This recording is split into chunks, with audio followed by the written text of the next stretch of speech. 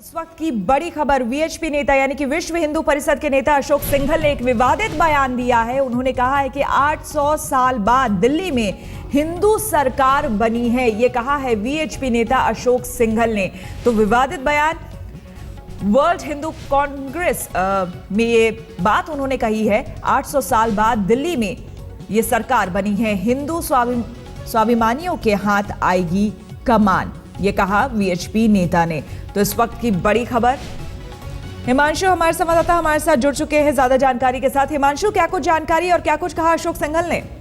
देखिए, बिल्कुल अशोक सिंघल ने इस प्रोग्राम के अंदर उन्होंने कहा कि 800 साल बाद पृथ्वीराज चौहान के बाद जो है वो किसी हिंदू स्वाभिमानियों के हाथ में दिल्ली की सत्ता की कमान आई है। और वो उन्होंने इसके लिए साफ तौर पे जिस तरीके का मैंडेट नरेंद्र मोदी सरकार को मिला है, पूर्ण बहुमत की सरकार जनता ने दिया है बीजेपी को, उसके बाद उन्होंने इस तरीके का बयान दिया है। तो कह सकते हैं कि अब वीएचपी और संघ, क्योंकि मोहन भागवत जो संघ प्रमुख है वो उस वक्त उस मंच पे थे और उस वक्त इस तरीके का बयान कहीं ना कहीं ये जाहिर करता है कि इस तरीके के बयान से अब हिंदुत्व की बातें पहले नहीं आती थी खुलकर, अब वीएचपी और आरएसएस के लोग इस तरीके की बात करते हैं। मोहन भागवत पहले ही कह चुके हैं कि भारत हिंदू राष्ट्र है, उसके उन्होंने पैरामीटर्स भी बताने की कोशिश की थी।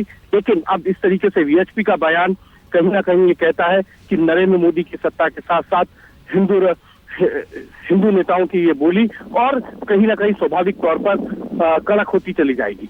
बिल्कुल हिमांशु, लेकिन साथ ही साथ ये भी बात सामने आती रही है कि चुनाव के